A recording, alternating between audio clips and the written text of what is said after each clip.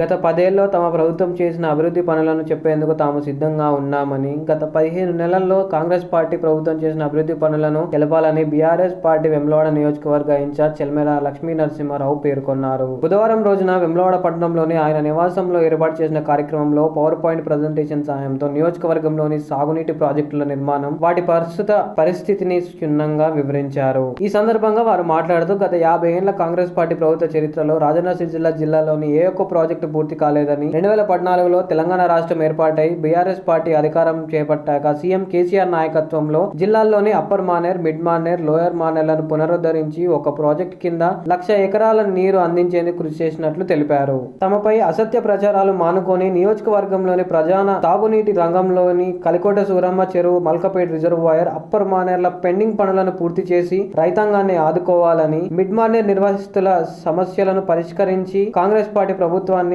మంత్రి పొన్నం ప్రభాకర్, స్థానిక ఎమ్మెల్యే ఆది శ్రీనివాసులను కోరినట్లు తెలిపారు. మరి గవర్నమెంట్ ఫార్మేషన్ తర్వాత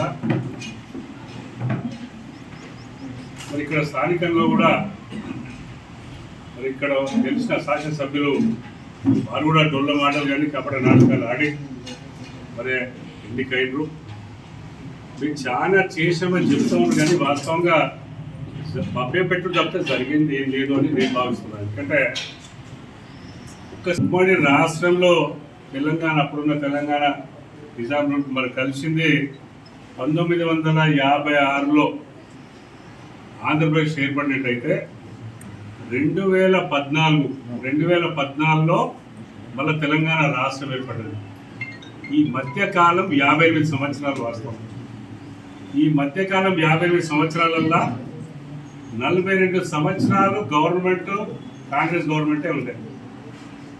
ఒక 16 సంవత్సరాలు తెలుగుదేశం గవర్నమెంట్ ఉంది. 52 సంవత్సరాలు టీఆర్ఎస్ అనేది లేదు, తెలంగాణ అనేది లేదు, కేసీఆర్ ముఖ్యమంత్రులు ఏం లేదు. కాంగ్రెస్ గవర్నమెంట్ 42 సంవత్సరాలు, 16 సంవత్సరాలు ఇక్కడ ఉమ్మడి రాష్ట్రంలో టీడీపీ గవర్నమెంట్.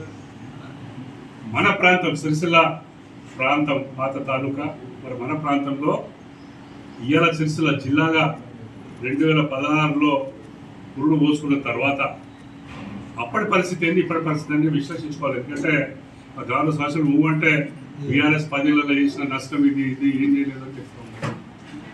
బీఆర్ఎస్ పార్టీ ప్రతినిధులుగా మా బాధ్యత మేము నిర్వహించవలసిన కర్తవ్యం అది. కాబట్టి మేము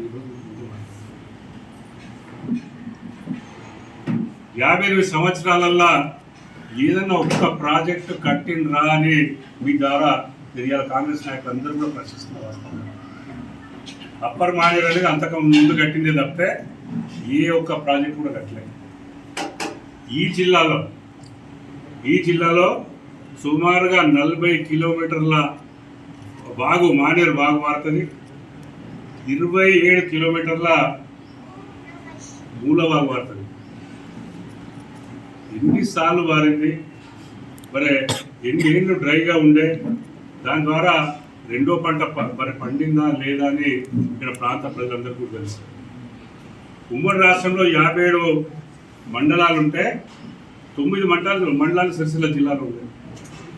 ఎప్పుడు కరువు ప్రకటించిన 9 జిల్లాలు ఎప్పుడు కూడా కరువులే ఉండే తప్పితే ఎప్పుడు కరువు ఏతర ప్రాంతంగా సిరిసిల్ల మరి జిల్లాలో ఇప్పుడున్న సిరిసిల్లాలో ఎప్పుడు కూడా మరి ప్రకటించింది. వాస్తవమా కాదా అని జవాబు ఇవ్వాల్సిన అవసరం ఉంది.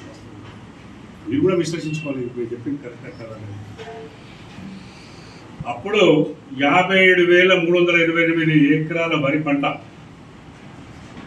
తెలంగాణ 2014 ముందు 57,328 ఎకరాల వరి పంట పండిస్తే అప్పుడున్న చాలి నీళ్లతోని ఎకరానికి 16 క్వింటాలు మాత్రమే పడుతుంది. గౌరవ ముఖ్యమంత్రి కేసీఆర్ అయిన తర్వాత ఇలా మా మంత్రి కేటీఆర్ గారు, ఈ జిల్లా మంత్రి కేటీఆర్ గారు ఉన్నప్పుడు ఒక దూరదృష్టితోని ఈ కరువు ప్రాంతాన్ని సస్యశ్యామలం చేయాలని ఇక్కడ అన్ని ప్రాజెక్టులు కూడా చేపట్టి